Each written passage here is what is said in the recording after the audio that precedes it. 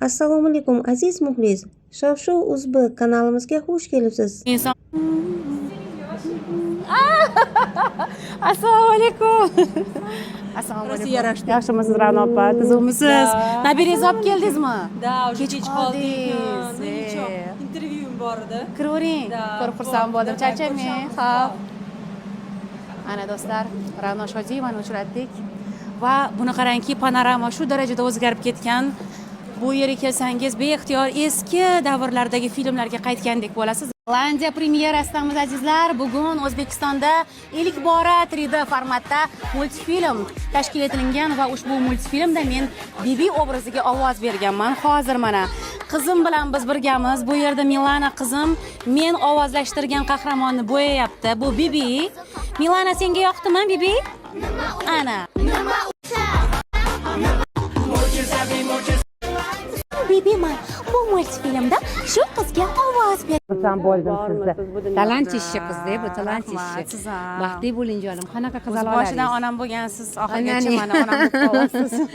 Ay, Milanchika katta qiz bo'lib qopti-ya. Azizlar, Lola Eltoyeva mening tundan tonggacha rolimdagi onam obrazini shakllantirgan inson. Masalan, necha yil deganda endi ko'rishdik. Bu filmga ham 15 yilcha bo'lib qoldi. Unda kichkina qizaloq edi. Sizni bolajoningiz mana buncha edi, mana buncha bo'lib ketibdi. Gapirmang. Hayolimda yaqindagina olingan bu film. Sizda ham shunaqami? Birpasda shuncha yil o'tib ketibdi-ya. Ko'rib xursand bo'ldim. Ana, men ham xursandman. Umringiz uzoq bo'lsin. Umrgili siz ham jonim. Baxtli bo'ling.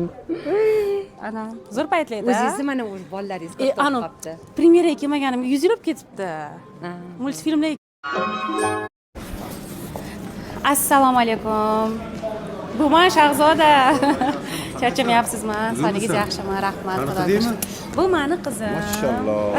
Allah baraka bersin. Baxtli. Oting nima voy qizim? Milana. Milana. Assalomu alaykum. Yaxshimisiz? Doda, sog'ligingiz yaxshimi? Azizlar, hozir mana Rustam akani uchratdim. Bu inson bilan kinoda biz har doim ishlaganmiz.